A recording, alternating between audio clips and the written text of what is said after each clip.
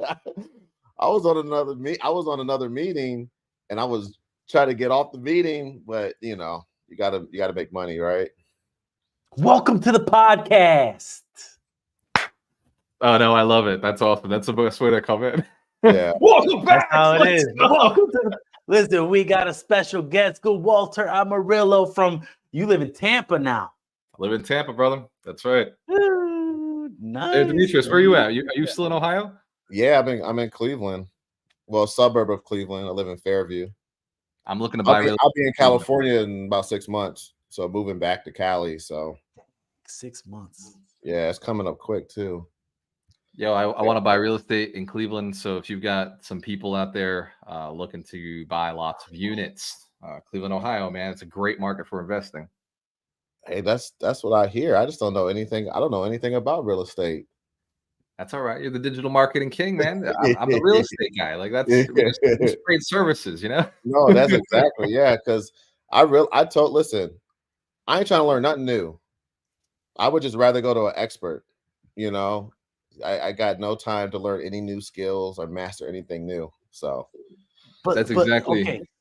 This is That's perfect. why I use Michael Gabriel for my traffic. Listen, this is perfect because this is where how let's just say this trifecta has aligned.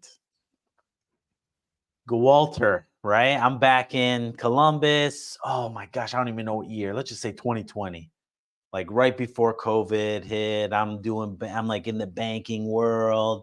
I'm like figuring out, like I had I can tell you exactly how this happened. All right.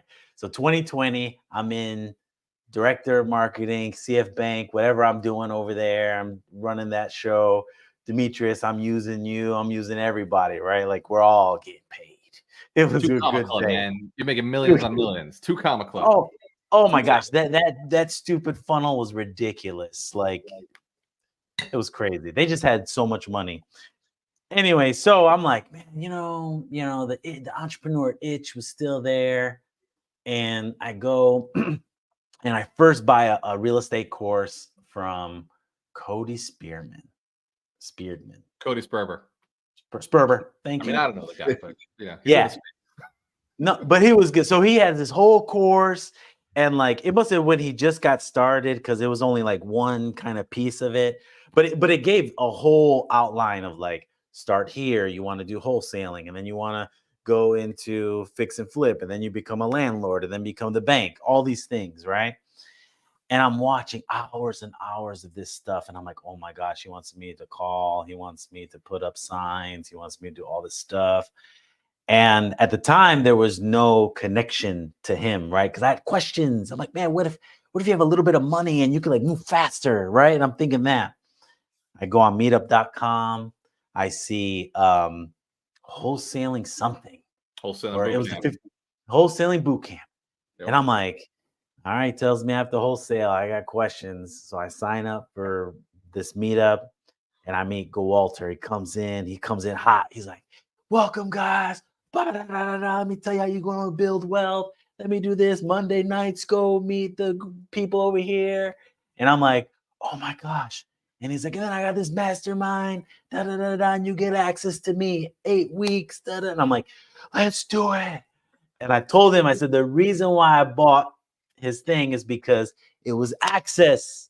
I already bought the Spearman thing and it wasn't enough. I needed someone to talk to and ask questions. So I'm in this thing, and I think maybe one of the offers or part of the stack is like, hey, look, you get like a one-on-one call with me. We'll set you up on the right track, Which, funny enough, this is how I bring this all together.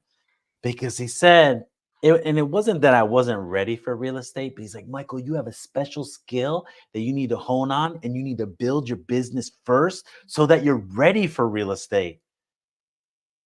And it is more clear now than ever, now that I have another property, right? Now that I'm finally where I'm at, that I needed to do that first step before trying to launch this whole real estate thing. There's 1% of people I ever say that to. So you're clear. Most of the people who come through my funnel, I'm like, yep, let's go buy real estate. Here's where we're going to start. Here's what we do. Here's where we're at. When a person comes through and their business potential outweighs cash flow wise, the real estate potential in the immediate and midterm, and you have the ability to sell your business, that's the 1% where I'll say, no, stay in that business. Real estate will actually slow you down and be detrimental to your success. Your business, because it's a digital marketing business, you could sell it for a 5 to 10 times multiple of what you're actually earning. So the math was very simple to me. It's like, dude, like you've got to stay in this business, be the digital marketer, be the king of digital marketing, and sell that asset. And then you can roll that money into real estate. And then it's, that's passive income. So like I want to be very clear. You're one of the few that I've actually said that to. Well, I appreciate that that conversation, because I would say that it has projected me to where I'm at now, because I may have slowed myself down if I went the other route. So your expertise and your insight was correct.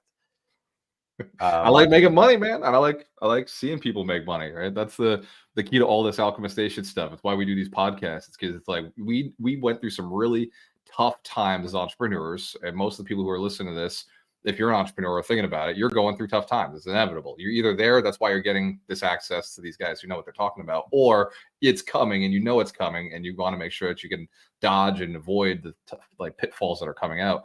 The reason you're hanging out with a couple of marketers is because you understand without leads in, the leading KPIs, there are no lagging KPIs, which are sales.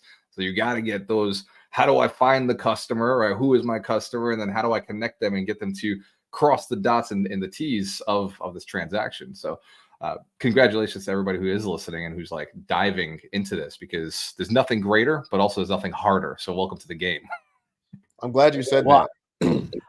I don't know, Dimitri, I'll let you say something. I don't know if I've ever said thank you, but I will publicly say thank you. Like, I feel like I owe you a lot, man. So I appreciate it. I don't know. Without that conversation, I don't know if I would be here where I am now, because every milestone that I've hit since then has been basically a launching point from you, right? So you got me going, and then when I was talking to Terry Wager, and Terry Wager's like, well, why are you doing this all by yourself? You need to build a team. And then like, oh my gosh, I built a team. And then building a team exponentially grew my business, which I've been telling Demetrius that, which is like, I'm like, dude, if you found I got a team now. People, you got a team now. All right, great. Yeah. But I told him, like, man, the minute you could step into that space where you can start delegating, and because if not, you're building yourself a job. Minute you could step out of that, like, I've even hired a new person that allowed me even more free time to like create more content, to do these podcasts, to get certifications, and all it's doing is opening up more doors and more doors and more doors. So the Lord of the Rings nerd in me just heard you say Mordor a bunch of times. I know you said more doors, but I heard something else. Yeah, I think I appreciate what you said about, or what you told Michael, number one, and the fact that, I mean, like, you're on this call. I definitely know who you are because of Michael. And the fact that you're on the call, it's kind of like proves that you got to build relationships. I think a lot of times I always talk, especially when I do consulting, it's like, and the reason the funnel is not in, I feel like the funnel has a bad name because it sounds so marketery. It's like, that's even a word. Like, I always joke about Russell Brunson that, like, I have a love-hate relationship with him. Not really like I hate him, but like Michael likes him so much. So I would always try to hide these. I'm not gonna. No. Listen, this podcast. No. Keep him up. I'm gonna tell you what's funny. Russell Brunson's relaunching his YouTube channel, and I'm all in for it. So it's. But my whole point, I'm saying all of this is because that at the end of the day, all the tactics, all the different things you do to get people to click and stay in your funnel, and all that type of stuff, at the end of the day, you have to build relationships. And that short-term game, or either trying to put somebody to an offer too quick, or trying to sell them something that's not really have the value that they need. And obviously saying to people like, hey man, I actually don't think this is for you. You know, because I like Chris Do. I don't know if you know who Chris Do is. No, man, you gotta tell us. Okay, so so Chris Do is I would say he's one of my senseis, right? But he, you know, he has this philosophy of like sometimes telling people like, hey, I don't think this is for you. I actually think this is going to waste your time. And sometimes what that does is make people say, hey, this person actually is looking out for me. So when I am ready, I'm gonna come back. That's the whole point. I'm trying to say that. The reason I'm saying all that is like, you know, you're here now talking and he's thanking you publicly. And I know who you are because of the stuff he was saying. So now when I'm ready to do it, guess who I would have to go to? But I had no choice. You know what I mean? Because I respect Michael. And so I just think that that's a part of marketing that people miss out on, is just like, stop selling stuff that's not valuable. You know, stop trying to get people stuck in these funnels. You got to look at them as people. And I think that it sounds like that's what you're doing. Bro, well, I love thank you. And I love every part of it. Yeah. You know, we talk about I do this Success Proof Challenge, and Michael's actually marketing for us, right? And like the funnels start, and we just had this conversation. Literally, we were discussing the funnel right before you jumped in. And we were like, I don't know if we're adding enough value early on. Like we might be putting too much of a barrier to entry to a person who doesn't even understand the product, doesn't understand the service, doesn't understand like what's on the other side of this. And like what I tell the people in the challenge is I'm always talking about marketing in the challenge, but it's about building community and building, like I call it community selling blueprint. Like that's what it is. Like build a community, just add value. Some will sell, some will buy, some will be referrals. But either way, you're supporting people. And I just talked about how today we monetize your community. I told them, I was like, look, my enemies, I send them leads. I send them my worst clients. I send them the clients I hate, the people who are taking all my time. And my friends, I send them clients that I couldn't service well enough. So enemy or foe, enemy or friend, like you're getting leads for me because I like either way. And that comes from relationships. Like even my enemies are like, bro, that guy sends me business. Yeah, exactly. Yeah. No, I love that. And I think my favorite thing about marketing is that I don't know if you've watched these shows on Netflix. I actually went, because I'm a nerd. When Michael will tell you, he might have to tell me to shut up because I will just keep talking because I get excited. But there's a show, How to Be a Cult Leader. And I actually bought a textbook. It's on Amazon. I actually sat in my office. I actually didn't really dig into it because it's a textbook.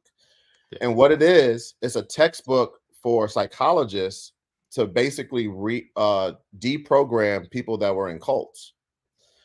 And a lot of the same, it's marketing, branding, relationships, building communities, telling people what their Goliath is and saying, hey, I have the solution to defeat this Goliath, and then finding a bunch of people that have the same Goliath, putting them together, and now you have a brand, a community. And it's like, oh my gosh, it's the same thing that Charles Manson was doing.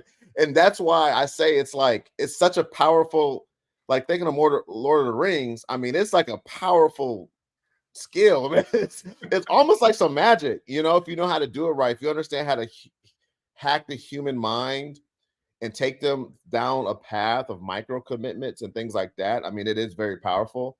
So I don't know. That's what my favorite thing about marketing, because you can, like you said, you're talking about your funnel and your offer and stuff like that. I could be talking about a whole nother business that has nothing to do with your business, and me and you can have the same conversations. And that to me is crazy how there is a formula, a universal formula that you can innovate on, but for the most part, it's the same step. So bro, we call it alchemy, right? Like you're transmuting a person's mindset into something else, and you're bringing them through a path. You're right about the hypnosis of the world. Like all the big corporations use it. Apple uses it, right? They create a culture, a tribe around. Like you meet an Apple person. Michael's an Apple person. You meet an Apple person, and it's like you cannot move them into any other product. Anything else created by anybody else is garbage. And you're right, Michael. It is garbage. But I love my Androids. I love my computers. Like I just, it is what it is. Also, you be giving us the green bubbles. That's right. Yeah. Look, soon as somebody start giving me green bubbles, I have to create a WhatsApp group with them, because I can't. You take away all my features. when I send a picture or a video, it turns it like it was filmed on a potato or something. It's like I don't know. garbage. Yeah. Yeah. So why is all my pictures looking all blurred? But anyway, I got an iPhone too. Don't worry, Demetrius. I got both. No, but I do understand the Android. I do. So the nerd in me understands the Android element. I think I'm, I'm a part of the cult myself. Like, even though I'm a marketer, and a lot of times I know when they're getting me. Like, that's even cool. When you get got by a company, I was like, you well done. You got me. Yes. I'm in. Yes. Well, I think so. Gualter, you're in a nice market, right? Like, as marketers trying to get business, it is so hard because we're up against other marketers. Yeah.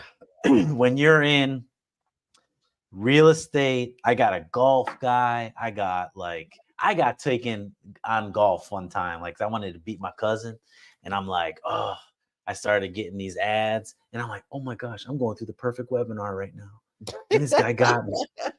Holy. But then I started thinking, the other people who are going through this funnel have no idea of the tactics, of the marketing tactics that are being used, which allow it to be even more stronger. Because as the marketing person, I'm more like, I know better. What's going on here? I want to go I have to go deeper with it. So being in a market where you're not up against other marketers, like, you could be up against other realtors or real estate coaches, but they're not really marketers, right? They're trying to be marketers, but marketers are like going through the Russell Brunsons, and they're going through the Billie Jeans, and they're learning all these AI tools and tactics and all these things that make them dangerous, where the real estate coaches, they might get a little bit of it, but unless they're diving deep, really, as I see every business owner, and maybe you guys tell me if I'm going crazy or not, but at the core of it, when I see business, like someone becoming a business owner, at the end of it, they end up becoming a marketer. Yeah. That's what it is, man. They end up becoming a marketer, and they're like, and I think that's why the Russell Brunson is so big right now, because he is a guy who brought marketing to everybody. Mm-hmm. He's like, let me teach you coaches, let me teach you this dentist, let me teach you chiropractors how to market. And they're like, oh, that's what I need to be doing. I never even knew this stuff. And he becomes this icon where if your background is marketing, then you know half the stuff he's saying. Mm-hmm. Yeah, he's like built. He built the big domino, right? He said, like, when he put out the big domino, it's, you need a funnel.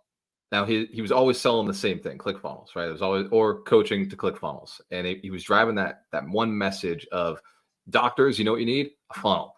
You know, dentists, you know what you need? A funnel. Right? Landscapers, you know what you need? A funnel.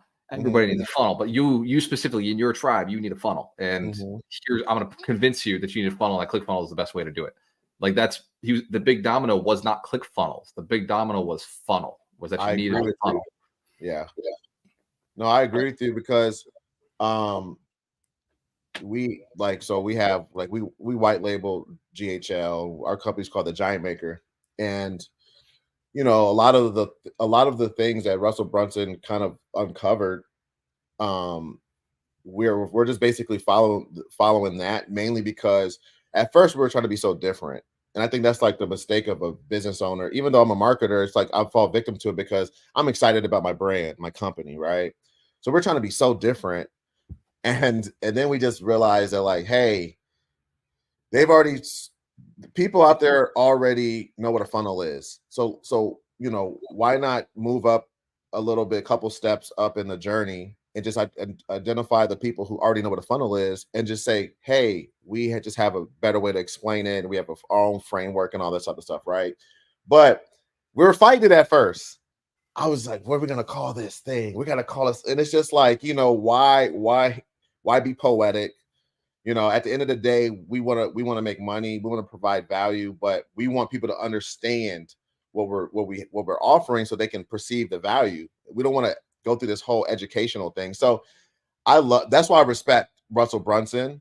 And then also too, he created an opportunity that I used to hate on, and this was my thing with Michael. And We had conversations, and then look, Michael. At the end of the day, Michael, he could smile and say he won because I'm not a Russell Brunson hater. I just want to make that clear. I'm not a Russell Brunson hater. The problem that I had, okay, now I come from the art world, right? So I didn't get into marketing for business purposes. I got into the marketing because I was in the art. I was a filmmaker. I was an illustrator. I went to film school, and just by being a creative, artistic person, I got into graphic design just default. And then it's like at the end of the day, you're like, well, I need to make some money. Okay, well, let me just be a freelancer. And then I'm working with all these businesses designing logos, and I'm realizing like none of my stuff looks good, but it's not really solving a problem. Like they don't know what to do with stuff. The same exact time I was in the music industry, and I was in this group, and we were trying to get all these record deals, and then we got all these opportunities, and we got a deal, and we sit at the table. They're offering us this large amount of money, but we had no power because we didn't really develop our brand, and we didn't have any metrics, any numbers, or anything. And I just realized like we kind of like dropped the ball because they're basically calling all the shots because we have no clout, because we can't tell them where our audience is. And this is before I was even caring about marketing or branding or anything. I just wanted to be a musician. And I said, man, that was a marketing problem. That was a business operations problem. So when I came back into design and stuff, I came back with a more of a marketer's mind, but I didn't know what it was until I met Michael, and then the rest is history. So my problem, so I always cared about, so part of me always cares about the art of it, right? And the problem that I had with Russell Brunson, not him in particular, because it really wasn't his fault. He was creating a bunch of people out here who were just making funnels on the internet, just like clouding, just making noise, buying ads, it is so it is like they're just making more noise, and you're trying to cut through the sea of noise, and you just got all these clones, Russell Brunson clones that they might have read the book, and they're like, oh, I'm a funnel maker now, I'm a marketer, and really they're not. And me and Michael had them as clients and stuff like that. So, but you know what I mean. Like I don't want to be. But my point is, here's an opportunity, and I'm gonna shut up. And I'm curious to hear what you have to say and what Michael has to say. The opportunity is now you have all, at least for me, right? And maybe this is the same thing with your industry. You got all these people who try to do real estate funnels that captured people's attention, captured the audience, and dropped the ball because they didn't know what they were doing. So now when you come in, you're like the Prince Charming boyfriend. You open the door for her. She's like, I've never been on a date like this before. And it's because all your other boyfriends sucked. And that's why I love that Russell Brunson did that, because now I'm just gonna because one of the things I always tell people is like, when you think about your target audience, think about who had them before you, right? Like if you're going for somebody who's kind of already been trying to solve this problem, think about who had them before you. Man, that makes your job easier. So I don't know. So that's the plus side of all that stuff. But and to Gualter, the person who had me was Cody Spurter. Exactly. You said it in the beginning. Right? So, and what he was missing was that personal touch. Exactly. Yeah, we said this in Alchemist Station a lot. Is like most of the people we take care of have been wounded, right? And that's when I talk to my team, when I talk to my coach, when I talk to my sales team. It's remember somebody, they're bleeding already. Somebody drew blood. They don't trust us. Yes. So when we come out, we don't charge anything up front, like free webinar, free this, free. But what we do is our unique strategy is I can help you raise $1 million. I can help you buy $1 million. I can help you manage $1 million, right? We can go way beyond that. We can only go as high as I've gone. The most I've ever held at a single time was $10 million. So that's a maximum I can get you to today. But next year it's probably 15 million or 20 million. The reason that it works is because my domino that I'm looking to knock down is not that they need a funnel. It's that they need a community. So I'm always knocking down the domino of you need a community, you need tribe, you need a community, you need tribe. You want to raise capital, they need to know who you are. It's not about who you know, it's about who knows you and what they know you for. And if you can lock down relationships with a human being and they know what you do and they see you as the authority, I don't care who else comes along. If you keep touching them, like you talked about earlier, like follow up, like build relationships, you keep touching them enough, whether it's in group calls, big masterminds, or live events, you're going to get that person. They're going to do your business because you've been delivering value at scale over and over every time they see you in the funnel.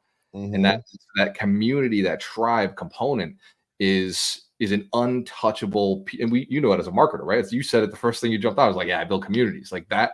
The community is actually the domino that we look to knock down. The fact that you're alone is why you're broke. The fact that nobody knows you is why you're broke. The fact that you're not close to deals is that nobody knows, likes, and trusts you, right? Build community, deliver value, and suddenly you're an unstoppable force of income. And you just keep touching into the community over and over and making a request, and now the community gets larger because you're adding so much value, right? So you knock that domino down, it's unstoppable. Yeah. No, listen, you said something. We just got this weird comment. We're not gonna show it. I don't know, Michael, if you can see that comment. I think it's coming from my Twitch. So that's my fault because I'm a gamer. So I see it, but hey, man, it's weird. It's definitely a weird comment, but it's okay. That's what distracted me. But are you gonna put it on the thing? The dude's name is OG Butt Stuff, right? Yeah, like anything he says, we have to disqualify. Yeah.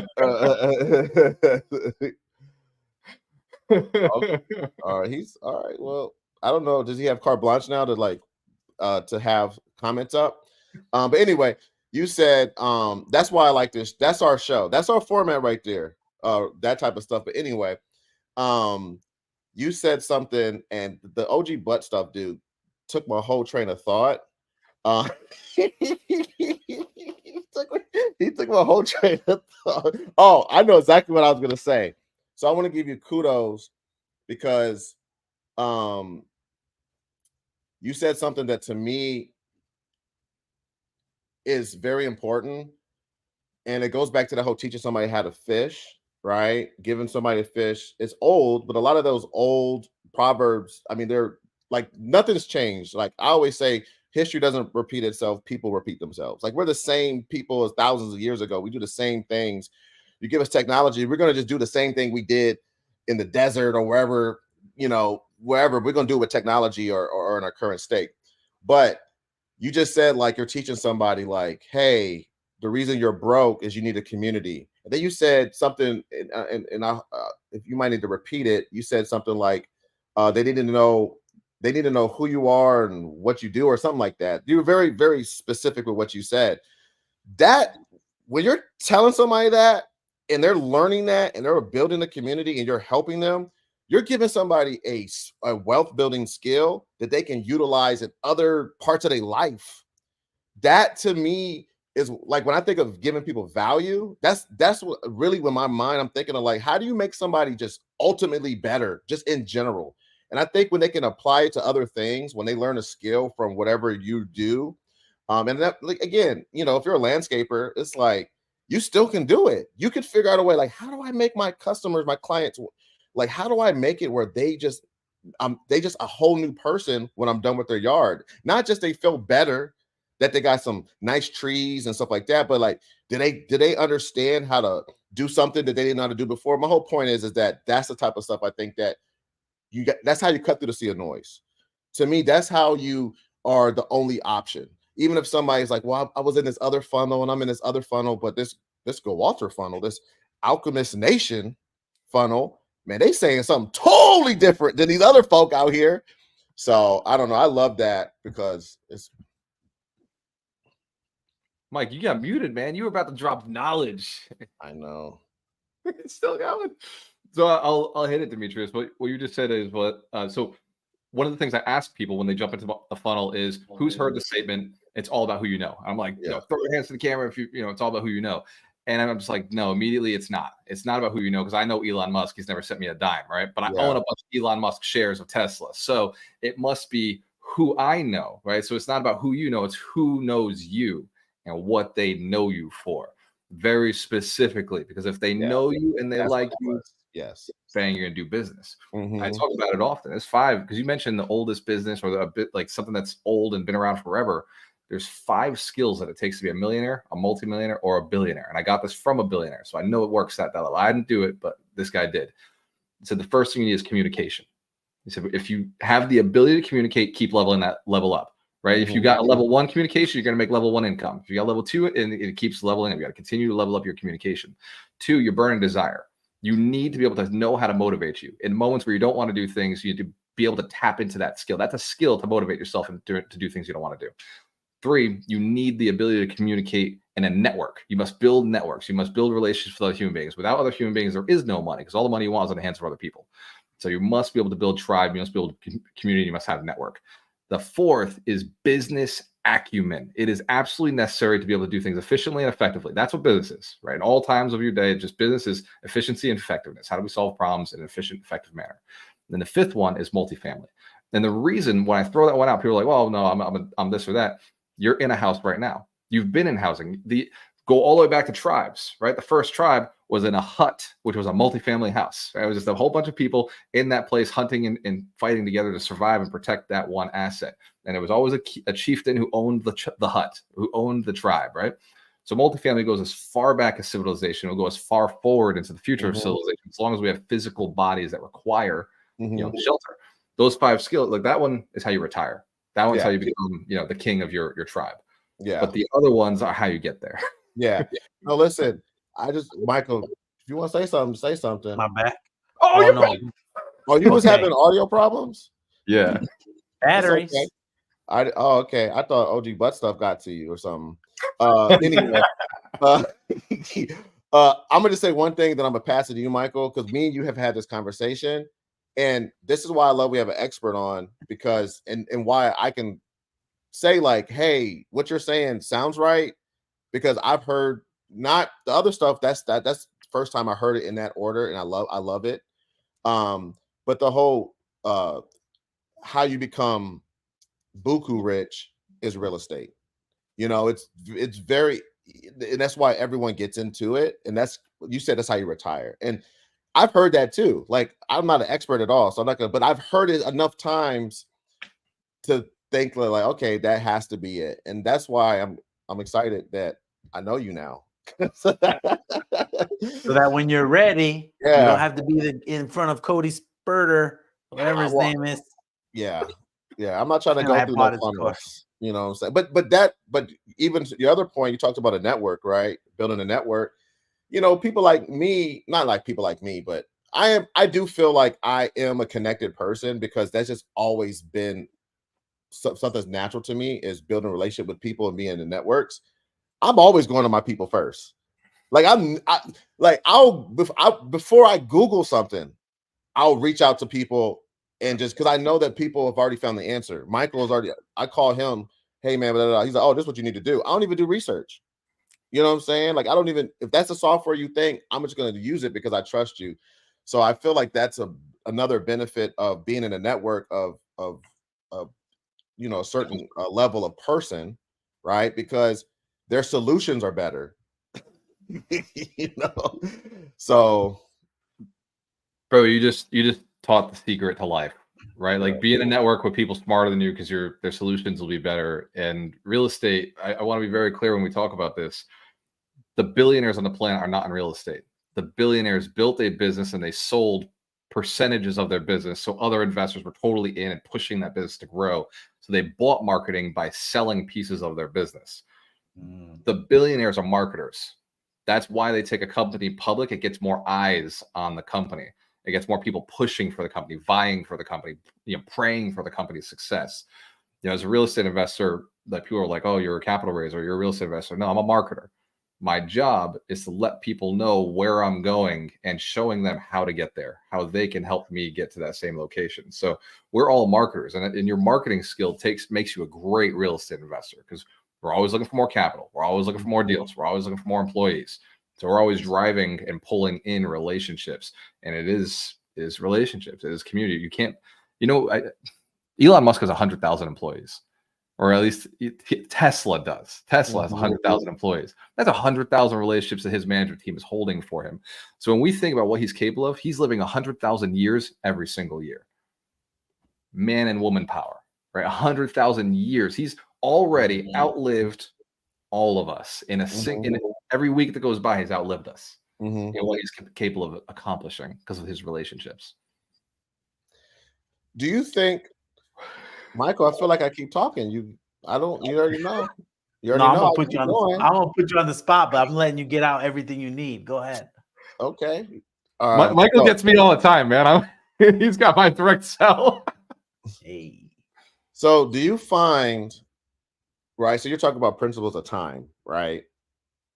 And time is finite and how to leverage time, other people's time, all that stuff. Do you find that when you're so like I imagine that you're a part, you have like a special network of people that's it's like your closer network, right? Like your inner circle of friends, other entrepreneurs and things like that. You guys might go smoke cigars or do different things like that, go golfing, right? Sometimes it's business, a lot of time it's just you're sharpening each other. Do you find that every single person in the group tends to have the same outlook on life when it comes to like those foundational principles of just because I think a lot of those principles aren't just about, I think it's how you live your life. Like entrepreneurship to me is like a way of living. You know, whether you're a business owner or not, like when you sell all your businesses and you're retired, which I'm sure you're never really done, but you're still an entrepreneur. Like even if you're not actively doing business, do you find there's like everyone has the same outlook, or there's I don't know. I just want to hear your opinion on that, or at least your personal circle. Yeah, the truth of that is my mentor is a billionaire, but we connect every single week. And I Mhm, recently he became on the board of Alchemist Nation. He believes in the mission, so he's taking us to that next level. Every week when we connect, we talk about principles. That's what our conversation is about. It's actually a podcast. It's called the Abundance mhm, Thursday Podcast, and he owns $1.6 billion in real estate. So that's one way that we connect. My other buddies, we connect on a podcast, right? And their net worth's between 1 million and 10 million. And that's what we're talking about are the success principles of how we did this, stocks that we're buying, real estate that we're buying, new laws that passed. And when I look at the deeper relationships that nobody knows about, those people have paid me 25,000, 50,000 just to be in the relationship. Like they're paying me for guidance. They're paying me to do my service while we're still being friends in those deep relationships. We could call it coaching, but those are my closest friends. They've paid mhm, me, but mhm, they're also my closest friends. They're my allies. They're the people I would go to war for, and I do go to war for them, and they go to war for me. And that when those conversations, we're talking about business again, and mhm, sometimes talk about our relationships, right? mhm, Like Michael started this. He's like, sometimes we'll talk about relationships, talk about whatever.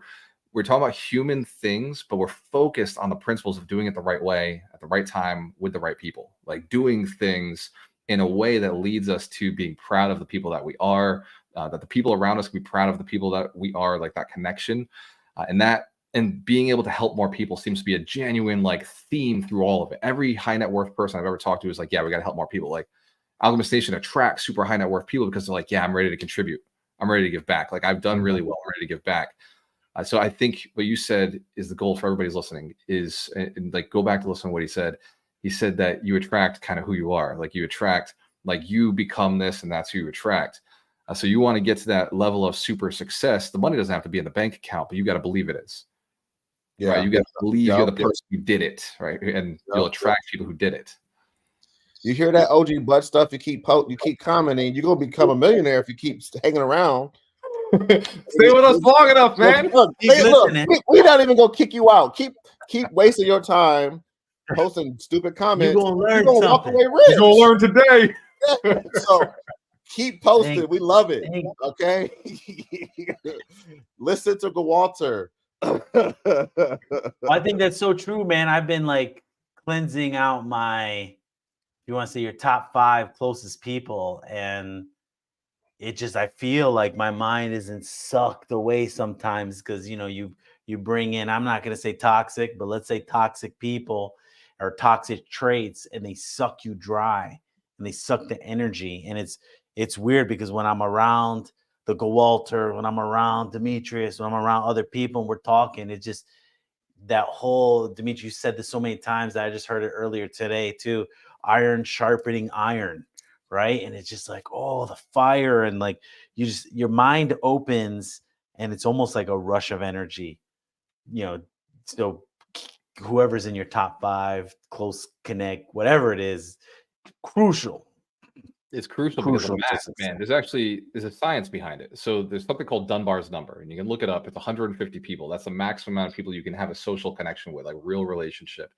And then we all know Pareto's principle because we're in business. We've read all the books, 80-20 sales and marketing, right? So we know 80-20 works in everything. So why not look at our relationships? When you 80-20, 150, you end up with 30. That's your core group of employees. It's your core group of clients. It's your core group of relationships, strategic partners, whatever. When you do the 80-20 again, right? 80-20 of 80-20 gives you 4% and 96%. You end up with 6. You end up with 6 core people who have an imprint on your life. One of the relationships we forget about is our ego. It's always running the show back there, and it's up to us to train it, to guide it, to love it, to support it, to get it to where we want it to go. Our ego dictates the other 5 relationships. When our ego, you got it, right? When our ego says, that person's too successful for me, I'm not going to spend time with them, like, that's why we're here.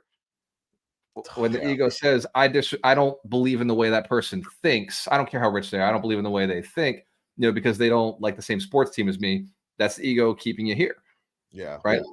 When you're open and you're like, okay, that person likes yoga, they wear like crazy wristbands that say, chakras and stuff, but they're rich as fuck and they're really happy, like, maybe I can accept something different into my life. And, because I'm ready to make more money. No, that's powerful. That's very powerful. I'm familiar with the Dunbar's numbers. I saw your eyes light up. I was like, oh shit, we're on the same topic. But I've never heard that perspective of it.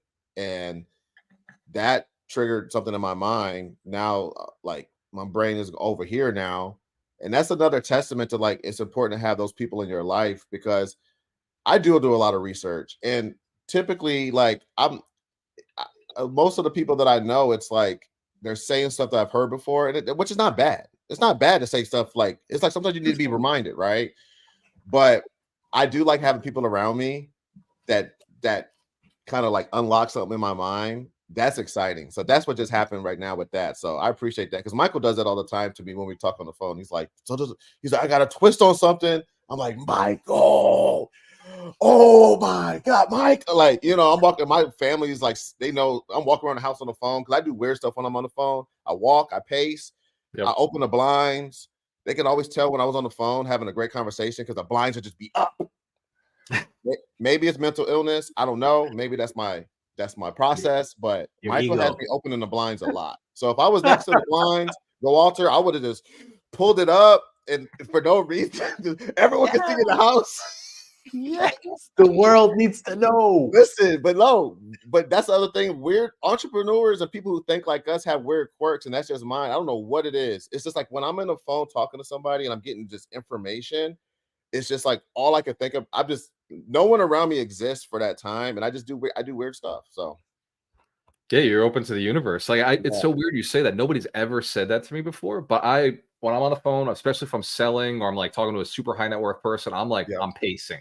Yes. And when the conversation hits, like, I do the same thing. I'll either walk outside or open the blinds, because it feels better. Like, I don't know if it's like the radiation of the sun. It's just like, oh man, a glorious moment. It's not even necessarily nerves. It's just, it gets me into, I don't know, it gets me into something. And there's another thing that happens to me too when I get in the shower and I have the water running on me. And I heard something about that. You guys may have heard it. I don't know if it's fake or not, but something happens when but I get some stuff gets clear. I get ideas. So I take hour-long showers, and my wife's like, why are you in there for an hour? I was like, babe, I'm coming up with business strategies. Girl, I pay the bills. This is how I pay the bills. I think and grow rich right there in the shower.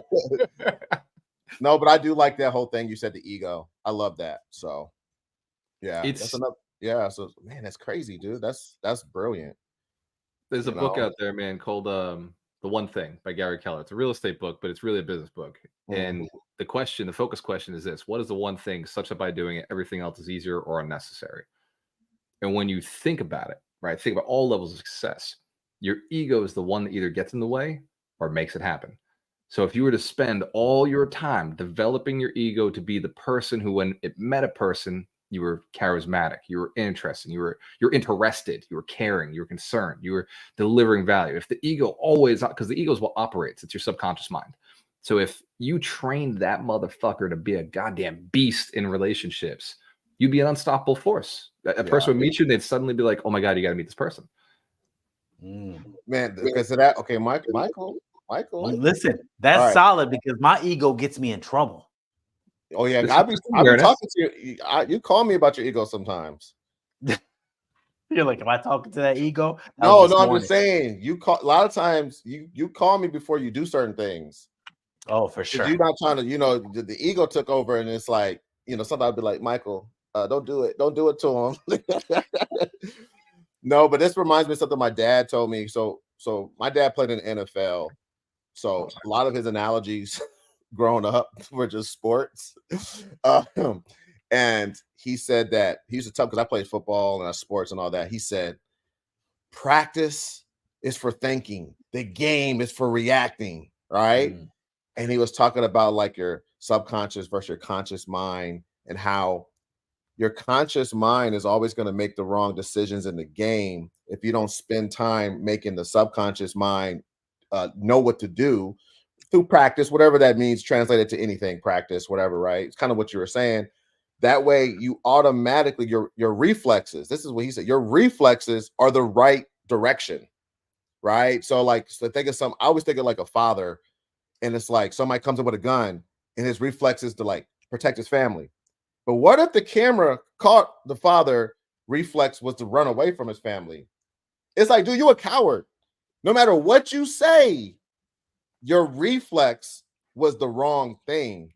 And I think that your twist on it, where the ego is a person that you have to make sure isn't.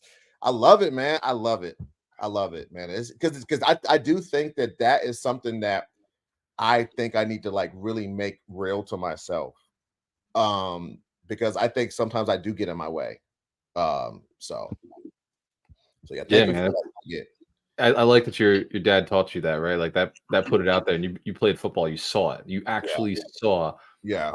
We talk about in real estate where I'm like, your comfort zone, right? Your comfort zone has to be a goddamn impressive investor. Yeah. Right. I need you practicing underwriting behind the scenes. I need you practicing, talking to contractors and negotiating contracts. And I need you practicing with us live so that when you're out there, your base level is an impressive machine, like knows what to do.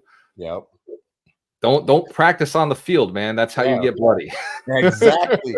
And that's why when you see some of these players, they're like, I just use football. They're like interceptions. They can read the defense and all this type of stuff. It's like, a lot of that is God-given talent, but a lot of that is they practice. They just know what to do. And sometimes they can't even comprehend that they knew what to do. It happens right. It's their natural state. So I love that. I'm gonna borrow that from you just for my own personal life. So I appreciate it, man. This has been this conversation with both of you has been tremendously valuable and validating for me, right? Like I love hanging with marketers because you guys think the same way we think. Like we're thinking like, how do we help more people? How do we, make it easier for them to get through the process? And how do we keep the people who just don't belong in this funnel out? 1/3 are going to love you no matter what. 1/3 are going to hate you no matter what. 1/3 don't care about you no matter what. So it's like, how do we just trim this back faster? And you both this entire time have kept me thinking about that. Yeah, it's Mike's always pushing me in the traffic space, where I was like, is this the right audience? Is this the right people? We're driving in the right direction. Well, since you say that, that's a good segue because I was going to say, Demetrius, I was going to put you on the spot, but we have Demetrius Reed on the call who can give us great feedback on a funnel. All right. Would you be okay with that? Absolutely. I love it. All right, Gualter, do you want to open up? Can you share your screen and find the funnel? As I no idea. This right on the spot like that. Yeah, of course I can. Yeah. But I think, listen, Demetrius is expensive. So when you call in the heavy hitter, you got him and you've wowed him. Now I'm sure he wants to serve. I think what's that one thing I heard? I told you, Demetrius, months ago, but I heard it, maybe it was from Hermosi or someone. Oh no, it was another guy who told me, and then I heard Hermosi say it, but he said, find more givers, like who's going to be more successful, the givers, the takers, or I remember that conversation, or the matchers, right? I've heard it a bunch now since I've said it, and it's like givers, the people who are going to be most successful are going to be the givers who find other givers, because together they will give and grow. And Demetrius is definitely a giver. Givers, takers, matchers, man. It's a wonderful book. And the concept is universal. So Michael's driving traffic to this funnel. And the idea behind the funnel is it's a 21-day challenge. We teach people basically how to build community. Community selling blueprint is in there. Then we just literally did day 12, which is how to monetize. Clearly, that guy is me, and he's really passionate about what he's selling. So video sales letter at the top, above the fold. On the right, we've got the jump in, join the challenge. I think one of the flaws is we don't mention the price here. So I'm like picking it apart myself. But below, I think Michael told me this a while back. Below the funnel doesn't matter as much as above the funnel. The headline is drawing people. Once they get there, they're not converting. So we're driving a ton of traffic, but we're not getting them to convert into the challenge. So without knowing anything let's just stay right here on the top of the funnel. So initially, when you first look at it, what is your first gut instinct, Demetrius? And listen, we need feedback. Do not be nice. All right. So so let me just get a second. Okay.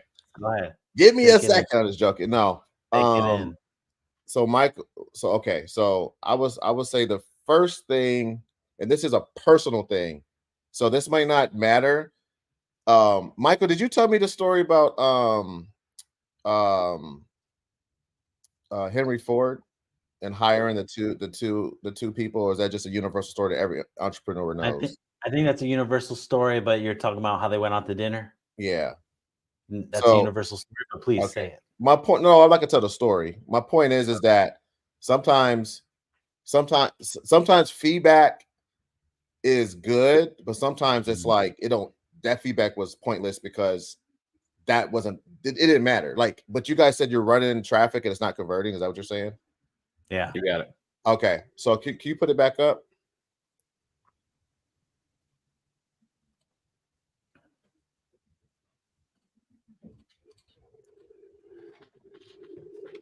I don't see it, Michael. Oh, no, I did. Okay. So, all right. Now, I will start by saying I think it's a great concept message. Hold on, you don't want to put your opinion out. Let's professional get it. I already tarnished it. We got to let him get into a clear space. Yeah. So my only question is what are they seeing before this? Because that tells this is the open loop, right? So this headline might be perfect because whatever they saw that got them here gave them some information. So I would want to at least see that is if it's connecting, right? And then I think the only thing about make your business recession proof is unless the ad is explained, like I don't know what that really means as far as getting into real estate, right? Because so the hook, the beginning part is basically the similar, right? Like, hey, how to make your business recession proof in 2024. So this has nothing to do with real estate. This particular one has nothing to do with real estate. Is that correct? It's driving to a real estate community. Okay. And it's for real estate professionals. Okay. So we only focus on real estate business owners. Yeah. Okay. And does the ad say that at all, or does that not matter to you? Oh, Michael, I defer to you. Yeah. It's so one, it's targeting his community.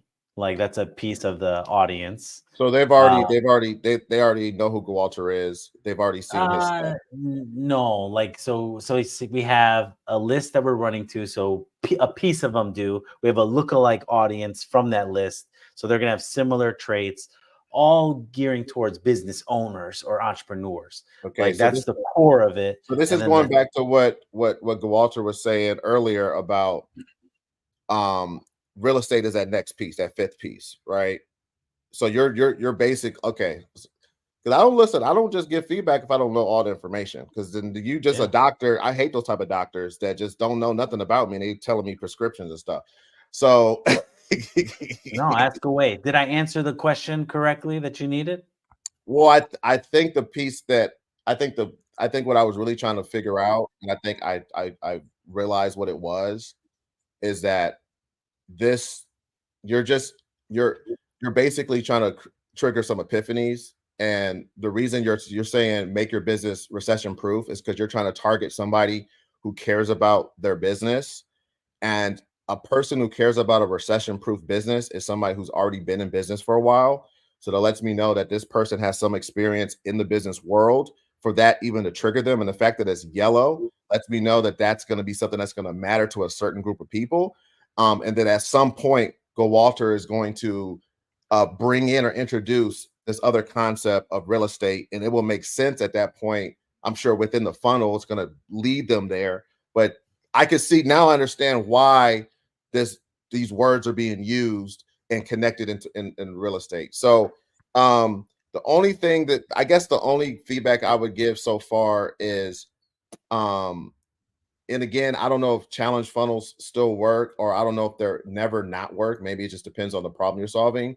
I guess if I am trying to make my business recession proof, and we talk about this whole concept of you need a team, you need somebody. I don't know if a business owner is going to want to do a challenge themselves. Maybe it is a challenge. Maybe it just needs to be positioned a new way. It doesn't feel like, because if I'm a business owner and I got a team, right, and I'm at a place where I can jump into real estate, or I will understand the concepts that you give me, and you're basically saying you're going to be the person that's going to help me do this anyway. So I'm even leveraging the Alchemist Nation as my team, so to speak, going down this new road. But then you're asking me to join a challenge, which is going to be something that I'm gonna have to do. I think you might need some more language around that. That's all I'm saying. Where it doesn't sound like, because Yeah. and again, this Let is me just like what I would say if we're no, having a strategy call. We would explore this, and it might be a dud. But I no, just this is know that good. if I'm outsourcing everything else, but then I got to do this, that might be just like a philosophy mismatch, so to speak, without some more terminology to make it seem like I'm not doing that. I don't know. That's just a thought. First thought. Yeah. Can I add some? Can I piggyback you? Absolutely. So I think from what you're saying, this is what I heard. Yeah. I heard my time is important. Yes. And I may not have a lot of time, but if I join a challenge, I'm gonna have to dedicate time. And as an entrepreneur, this entrepreneur, I don't like to start things and not finish them. Yeah. So I have to already be pre-committed to what that is. And if it's 21 days, it sounds like a lot, right? Yeah. That's the first thing. Yeah. But if I knew the core result that I'm gonna get that makes it worth the 21 days, Mm-hmm. I'm gonna ride with you. Yeah. If it's a result that's important to me. Yeah. Making it recession proof might be too generic. Like it sounds good. That's a good hook. Like Yeah. generic, like that, and that's where we're getting them from. Like we're getting them to this point, Yeah. but we're kind of saying the same thing, and maybe they need that. Hey, what am I gonna get out of these 21 days? Okay, recession proof. That means my business is going to outlast anything that happens. Is that the Yeah. result? I'm going to get a specific number. We use 10x. Yeah, I hear that so much, right? Maybe that's Mm-hmm. not it. But I guess what I'm saying is, what is the specific result that I'm going to give for the next 21 days that my time sometimes is more valuable than $100 for sure? Yeah, and another thing too, another idea that I've just been playing around with is like I call it like bringing up the elephant in the room. So, I think that, and again, this doesn't have to be for everything you create, but you think about, we talked about, Gualter said, people are bleeding. They've already, blood has been drawn. Okay. They got stitches and stuff like that. How many challenges do you think they've already been through? Or how Mm, many challenge, funnels have they been through? So mm, I think it's repositioning the same thing. Everything you said, yeah, it's like recession proof might be too generic, or it's like recession proof, and then under it, it's like these three things is what we mean. Because the other thing about that too is like, since they have blood has been drawn, you probably know three scenarios that they're struggling with, right? So I think that'll just identify it more. Like, are you having recession proof means this, and this? They're like, oh my gosh, I have two of those are literally things that keep me up at night. So I think just being able to like have those something that can sink their teeth into, and I just think that again, everything you said, their time is valuable and all that. I think that just the headline and subheadline are like they're like it's not the same person. It's you have to. I don't know, and I don't even know what that would be. Well, let go, Walter. What is the end result that they get out of this piece? Because it should address those problems that you're talking about. Yeah. At the end of this, they end up with a retirement plan because no entrepreneur has a retirement plan. So they end up with a way for legacy wealth. They end up with more clients who know, like, and trust them. And they end up with a sense of purpose, knowing that they're not transactional anymore. Now they're relational. And so I guess become an act like, so this is something in the industry, everybody knows transactional sales is bad. And so if you say, like, learn how to stop being transactional, because everybody feels guilty about it, and actually become a relational investor or a relational business owner who gets referrals and continuous business, like those, somewhere in those three components. No, Walter, I like that. You explain that because also too, and I just use myself as an example, and I bet you if you also thought of yourself, this would be true. And I've polled a couple of my friends, so this is not an extensive thing, and I'm sure if I Googled it, there's already research that explains it. But this is just something that I thought about.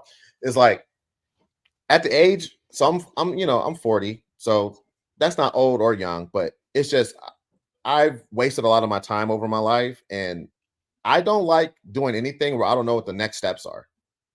Like I don't do nothing blind. Like, and this isn't necessarily saying like here's the funnel, here's every step. That's not what I mean. I think like what you said, Walter, is like the outcomes, but even just, and again, what I was saying about the whole elephant in a room, and is like, like this is not another funnel challenge. Like, are you tired of funnels? Are you tired of challenges? This one is this. And it's like you're calling out the fact that they've probably been through one before. So now they're like, oh, this person understands. And then you're saying, but here's what we're doing at Alchemist Nation. This is what we want to provide you. ... Whatever you say, expect the email or not. It doesn't have to be that process. Like, you don't have to explain the process that much. But again, I just think that it's like, it's like a wall. It's like almost like like what's behind the door. I don't know what's behind the door. And I think they're just providing a little bit. And I'm sure if you scroll down, there's more. But again, like Michael said, it's like 90% of people aren't going to scroll down. I think you just got to give a little bit more of like what can they expect or what is the outcome. And then I think that would be, I feel like that would do a lot. So yeah. Yeah, maybe even under join the challenge now, put what you get, 3 bullets, unlimited resource, like, unlimited referral source is whatever that looks like. Legacy. I like the legacy part. Build legacy for ongoing da da da da da da da da da. And also too, Gualter, this may not be your brand, so I wouldn't suggest doing this if it's not your brand. But sometimes flipping the and this is, again, it makes sense, but it's like you have like the happy ending, but sometimes having the bad ending, which is the same thing, but it's a different emotion, a different, the income you want, the family you want, all that is the happy ending, but it's like, can you flip that statement to be a little bit more like, are you sick of this ending you've been getting? I think that might be something that I would maybe play around with. I mean, even that could be even in the headline. The headline's like, look, your business is about to die. Yeah. Yeah. Your business is about to die. If you don't get one more customer, your business will die. I would say why I love something like that, because so I have a client and they're targeting African Americans, right, who are trying to start a business. And there is, and it's a certain type of group of African American, so it's like a more of an urban type, target audience. So there's a lot of the language we had to be very direct because you couldn't be passive, and it was like a lot of that like tough love type language. And the crazy thing about it is it worked because it was like you kind of had to do it with this group, the group we were going for, the target audience, because we were using passive stuff at first, and it just was too like it wasn't the stakes weren't high enough. We had to raise the stakes a little bit, and people would be like, "Yeah, you're right. It is actually this serious. Why was I not thinking it was this serious?" And it's like, and I think that some form of that in this, maybe not necessarily. I mean, recession proof is big, right? Because you're basically talking about pending doom, financial turmoil, right? So you might as well play to it, but not trying to be like a shock person, like the government does when they're trying to get votes, or politicians. They're like, "Yeah, you want all your kids to die tomorrow? Vote for me." It's like not that. Well, you could pose the question and say, "Can your business handle another recession?" Yeah, see that Michael, that type of stuff, because what you're doing, that's like the Socratic method, right? You're posing the question to them, and a human brain can't not read a question and ask Try not themselves. to It's answer it. impossible. Yeah. They're gonna be like, "Can I? Can And I?" then That's a great question. so you ask that question in the huge headline, and Yep. then underneath that you said, "Imagine if your business," and then you can go the happy route. Imagine having a business that has unlimited referrals, a community behind that knows, likes, and trusts you, comma, whatever the three big bullet points are. Now you're hitting both of them because they're like, "Can my business handle another recession? Oh, it would be nice to have more referrals. Oh, it'd be nice to get this." Yeah, no, Whatever they are. that's good. That question, I would definitely change it to a question, because that was powerful when you even said it to me. And we already know, like I said, people can't help but ask themselves a question. This might be a wild card, but that's what I love about strategy sessions. You can just be wild. Um, I understand the challenge concept though, right? So we don't want to lose that or change the format. And then also too, when you change the name of something, you might be now introducing a new problem that you have, because now you got to explain the new thing, even though you could have used another word. But it's kind of like also too, like when certain words have a negative connotation to them, it's like changing it to a new word kind of can help you. What if like calling it like a entrepreneur sprint, or a recession proof sprint, or you just like some sort of different word where it wasn't too far from challenge? Because challenge literally is a challenge. Like it's like I don't want to go through no more challenges in general. Like I don't want challenges for my wife. I don't want challenges for my kids. I don't want challenges. You know what I'm saying? So I'm not saying to change the word. That's not what I'm saying. Some of those things we said about the headline, and maybe flipping the happy ending to the sad ending or stuff like that, maybe some of that will work.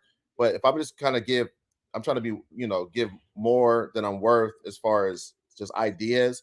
I still think that there's something with the positioning or the way the word challenge, without a little bit more explanation, that takes the challenge sting away from it, is what I'm saying. And I know I'm beating a dead horse, but I just feel like the nature of an entrepreneur who's at this level where they're going to see the value in this thing, they are not probably necessarily doing a lot of things on their own, or they're at least having some collaboration. And if you can use maybe that, like some sort of word where it's like, because you already have like, give us 21 days and we'll show you how. That already feels like a collaborative like type situation. So there's a way where it's not necessarily a challenge. It's like we're walking with you for 21 days to uncover something. I don't know. I'm just gonna stick with that whole challenge thing. It's kind of jacking me up. I hear what you're saying. The I one could be thing I wrong. would No, it's not that you're wrong. I would just be careful with how many things you change, right? This is in general, right? I hear what I agree with you. I do agree with you. When we're running ads and we're like, it's not getting conversions, like typically we mess with the headline as much as possible. I agree. Switch the headline, watch what happens, make decisions based off the headline. I might agree with you with the challenge. No, listen, I agree. You might be right. Yeah, but we might have to only make the big incremental changes. Yeah, two major changes I would do is change the headline, add 3 bullet points of what the result that they'll get inside of the challenge. Underneath, join the challenge now. Those are just the two things. And I would almost guarantee adding that question with some of that sub headline, we would get some conversions. Yeah, almost guaranteed. I think that might work, and I agree with you. Incremental changes, so you can actually see what's working, and you can bump up percentage points of conversion. And also, too, I get the whole I do get the whole concept of how Gualter is trying to his target audience and how he's trying to connect them to real estate. And I think I just was because I was privy to the conversation before you gave those 5 things and you put in a multi-unit or something. So you kind of ran me through the funnel a little bit. You talked about you talked about the business stuff, and then you had that one in there. So I get the concept of it. So I understand it now. Well, I would say this too, because I think sometimes we forget this, and when we're marketing or we have a funnel and we have all these steps, and we're like trying to think of step 5, and we're like, oh, we're gonna sell them on this thing all the way here, but they first got to get through step 1. Yeah. And if they can't figure out step 1, we're not getting them to step 5. Absolutely. And a lot of times people are trying to sell step 5 at step 1 when really we just need to sell step 1. You need leads. Yeah. No, but I dig it because I know this will work in theory. Just because of when he explained the 5, it made sense to me as an entrepreneur. So I think that if that's a part of his, the nurture sequence and all the different stuff that's a part of it and all that, and then also too, even the community concept, right? Yeah. That was a powerful concept and I think I mentioned this it was Gualter's idea, right? But I saw it and I didn't, you know what I'm saying? So I'm not trying to give credit. Like I saw that at the power, I said, this whole community thing is universal, is what I saw. It's a universal skill to build a community. So it's going to be easy for him to connect with entrepreneurs and say, hey, it's not your net worth, it's your network, right? You already know that concept. Well, it applies over here in real estate too. So I see all the connections in the just building the bridges to those. So I think this is going to be dope. But yeah, I don't know how I did, Michael. If I got or I think you did good. Well, I guess it's up to Gualter. Gualter, how do you feel? And feedback is important, Gualter. Bro, it's interesting because I think of myself as a funnel design master. It's in my own little world, and everything you said, Demetrius, like as you were saying, I'm like, damn, like I wouldn't have thought of that. So that's really good. You're coming from a lot more understanding, a lot more experience, a lot more funnels.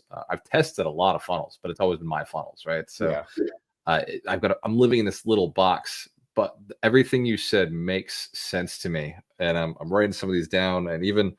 Like I didn't know the power of the 5 skills, except I used them this year at the 100 Millionaire Summit to sell a $10,000 program. I just looked at the program. I said, "What am I selling it? I'm selling these 5 skills." So I had to start, knocking down the domino on day 1, and I brought that through the entire 3 days. So when finally I revealed the product, they're like, "Oh my God, he's got all 5 skills in that product. I need that." And it's like if I hit them before we get to the summit, I'm already indoctrinating. I'm already giving the skill set, the mindset. So it's actually really smart to put it super early in the funnel. I love that. Yeah, there's one of Apple that me and Michael worked at Apple. But one of the things all hail Apple. One of the things they used to say that it worked because it made me $1 million club every quarter. Was early and often. There was this weird thing where we had to. It was the weirdest. We had 2 add-on products we had to sell to a Mac or a computer sell, and if you didn't sell these, it was like, what are you doing? You're doing it wrong, right? One of them was the insurance, which for the cheapest Mac at the time was $239 for insurance for 3 years. And then it was something called a 1-to-1, which is $99. And it was a year of training where they had to come into the store and somebody would teach them how to use the computer. And they wanted to sell both, right? So imagine you try to come buy a $1,700 computer and then the salesperson's talking about, oh yeah, by the way, we should throw this $239 thing on there. Okay. And then this $99 thing, we got to come into the store, right? So this is what they were doing.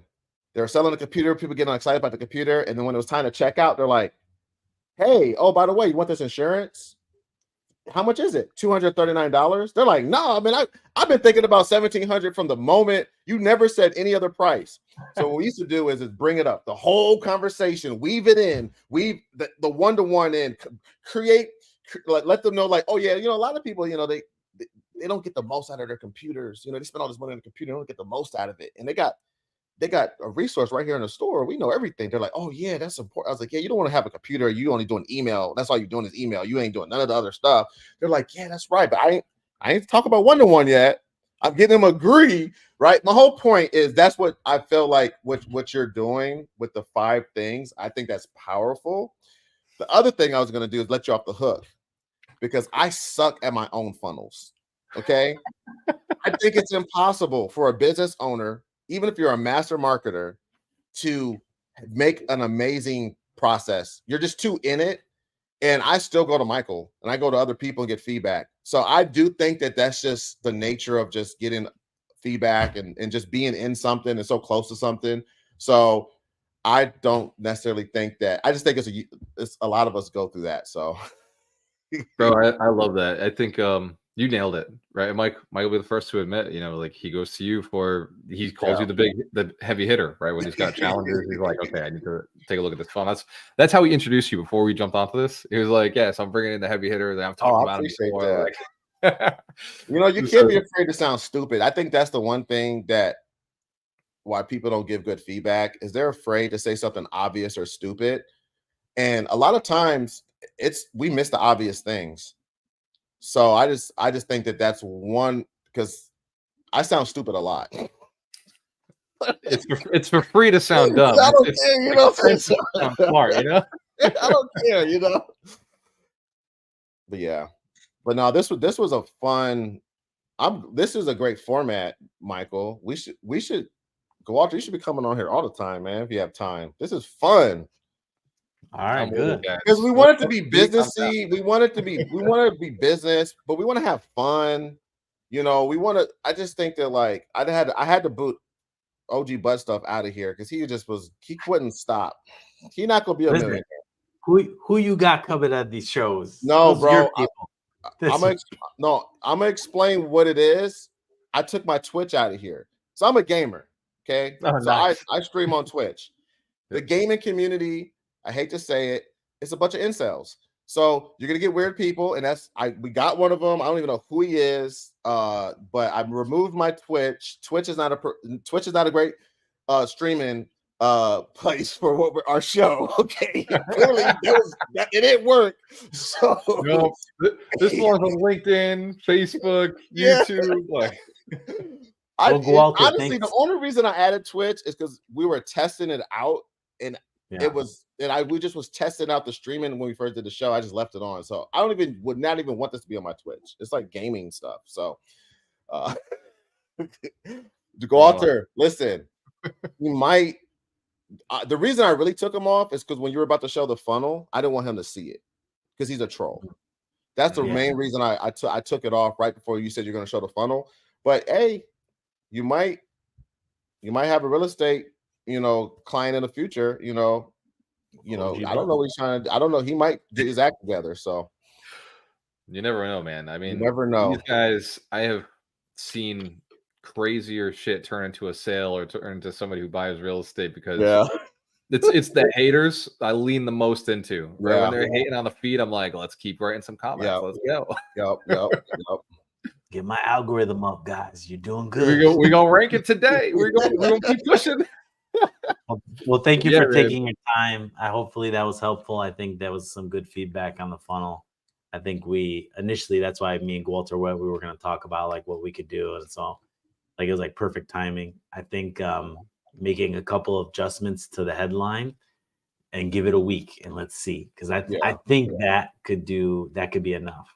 Yeah. So keep me in the loop of what's going on with it. Just oh my gosh, totally. What we should do is if you could make those changes today, and then next week at this time we could say what happened.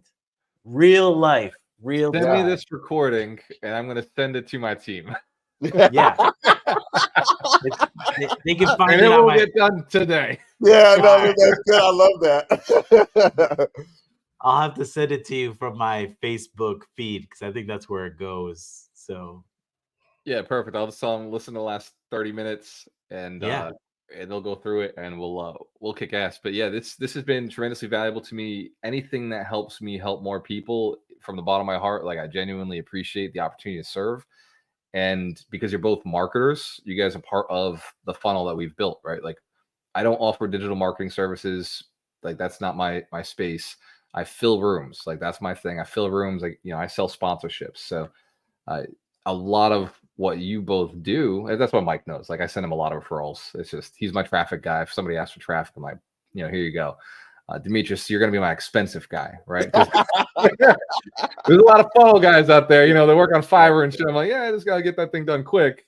But if you need like architecture, right? I got a guy who's really expensive, but he's worth it. You know the deal? So Mike, I appreciate, actually, probably what I'm going to do is just send him to Mike and then let Mike filter it out for me. Yeah. That's easier. So I appreciate you both. I've got another podcast called the 100 Millionaires Podcast I got to go jump to. And, but I do want to tell you, Michael and Demetrius, like, thank you for the opportunity. Like, absolutely. Thanks for coming on and blessing us. Yeah. Thank you. Cheers, gents. I'll see you on the next one. All right. See you.